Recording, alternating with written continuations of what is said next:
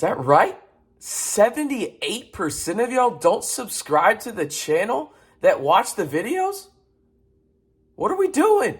Hit that big red button and turn it gray to stay in the know on Texas Tech athletics all year long. We're the only YouTube channel giving you daily Texas Tech videos. What more could you ask for? Lyle's the only guy that's ever stepped foot on the gridiron that's got a Texas Tech podcast. And well, I no longer have a mustache, so that's good for y'all. Be in the know on Texas Tech athletics all year long right here on the Back to 12 podcast channel. All right, it is award season for Texas Tech football, and you got two guys making the all Big 12 teams. Now, there were honorable mentions, of course, but one made the first team and one made the second team. It should come as no surprise that Tyree Wilson was named a first team all Big 12 selection, and then the senior defensive back, the NC State transfer, Malik Dunlap, was named a second-team all-conference pick as part of the league's all-Big 12 football team award winners announced on Wednesday. Now,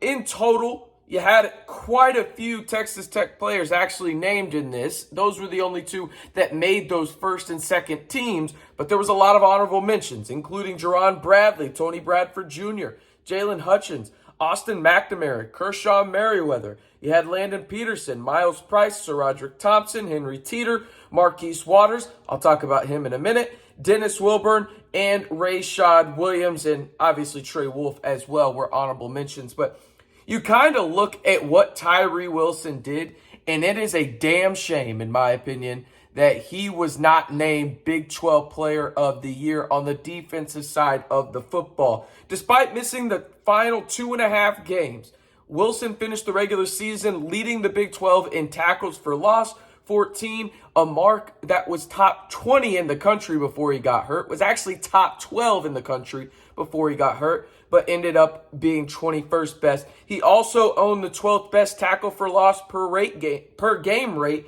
in the FBS, at 1.4. These are all stats from Texas Tech athletics, but the one that really stands out to me was this one.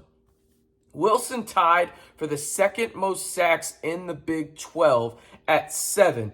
Remember, he missed the final 2.5 games. Listen, if Tyree Wilson plays all 12 games for Texas Tech this season, he is a runaway landslide winner of the Defensive Player of the Year award for the Big 12. Listen, I think his stats are good enough right now to do it. And this is not a knock on Kansas State's FAU winning it. It's not. It's really not. There were some really deserving guys. But if you look at this whole season in its totality, yes, I know the 2.5 games have to be included at the end here. Tyree Wilson was the most dominant defensive player in the Big 12. Bar none, the stats back it up, every metric backs it up. He was by far the most dominant player on the defensive side of the football in a league that has seen parity this year, unlike years past, right? Tyree Wilson was dominant, and he was getting double, triple teamed on some nights, right? And he was still executing. He is the most deserving player of the Big 12 Defensive Player of the Year award, and in my opinion, it's a shame that he didn't win it. In fact, let me know if y'all agree that Tyree Wilson should be the Defensive Player of the Year in the Big 12. Just hit the like button. That's all I ask. Just simply like the video, because I think it's absolutely crazy he didn't win it personally. The stats back it up. Yes, I understand the injury side of it, but whatever. He had half a less sack than the guy that won it from Kansas State. Like, what are we doing? FAU is a great player. He's going to be a top 2-round pick in the NFL draft. I have no doubts about it. But Tyree Wilson was by far the most dominant defensive player in the Big 12 this season. And if you agree with me, like the video. That's all I ask. All right, let's move on to Malik Dunlap, because I don't think people realize how great of a season he truly had. Him and Rayshad Williams, I think, don't get enough credit for how well this defense has played at times, because there's a lot of great players on this defense. Obviously, Tyree Wilson is the main one.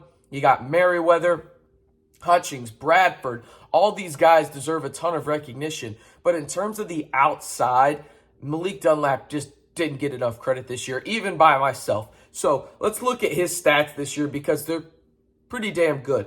Dunlap used his size to be one of the top pass defenders in the country, ranking best in the Big 12 and tied for 21st in the FBS with 11 pass breakups this season. He led the Big 12 in passes defended per game at 1.09 over 11 contests and registered his first career interception against West Virginia, but he recorded 4 of his 11 pass breakups this year when he returned to Raleigh, North Carolina, where he originally started his season, right?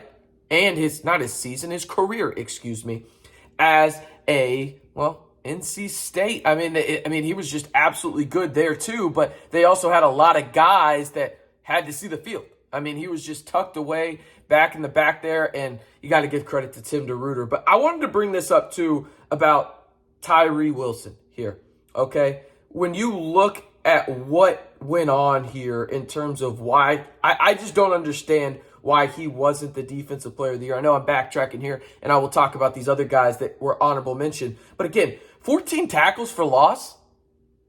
Like, what? And we don't even give him this, but QB pressures and hurries, make that a stat, by the way. NCAA, count that as a stat. He was leading the country in this category before he got hurt.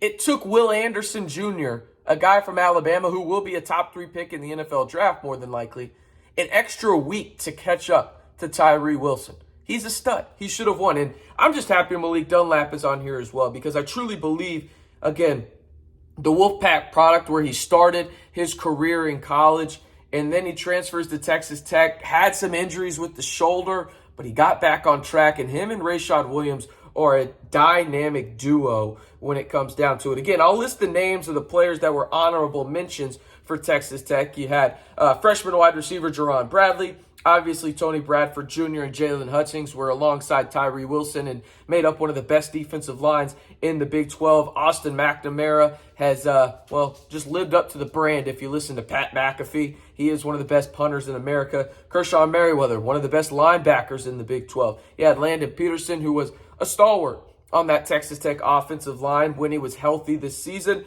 Myles Price at the wide receiver position. SaRodorick Thompson, who probably played his last game as a Texas Tech Red Raider at Jones AT&T Stadium on senior night, even though he does have eligibility remaining. It's interesting, they list Henry Teeter as a fullback on these awards. And then you have Marquis Waters, as well as Dennis Wilburn, Rayshad Williams, and Trey Wolff. Now, for me, one of the most interesting aspects of this in terms of a guy that didn't make the All Big 12 third, second, first, whatever team, it had to be Muddy Waters. Because when you look at what Muddy Waters did this past year in terms of the Big 12, it's absolutely ridiculous. And this from my buddy Benjamin Golan over at Red Raider Sports, at Benjamin Golan on Twitter. He posted this. Muddy Waters ranks among Big 12 defensive backs. 795 snaps, tied for 6th. 77.1 PFF grade, 9th. 14 pressures, 1st. 12 hurries, 1st. 31 stops, tied for 2nd. And then 12 and a half tackles for loss was 1st among Big 12 defensive backs. Muddy Waters not being on the 1st or 2nd All Big 12 team is an absolute travesty, in my opinion. He was one of the best defensive back players in the conference this year. The stats back it up. It's a travesty, in my opinion. Unbelievable. I'm glad he got an honorable mention, but he more than deserved to be on one of those Big 12 teams, whether that was, the first team, the second team, whatever it may be. He more than deserved that. An honorable mention was not enough for Muddy Waters. But again, Texas Tech gets one player on the first team, All Big 12 team, in Tyree Wilson.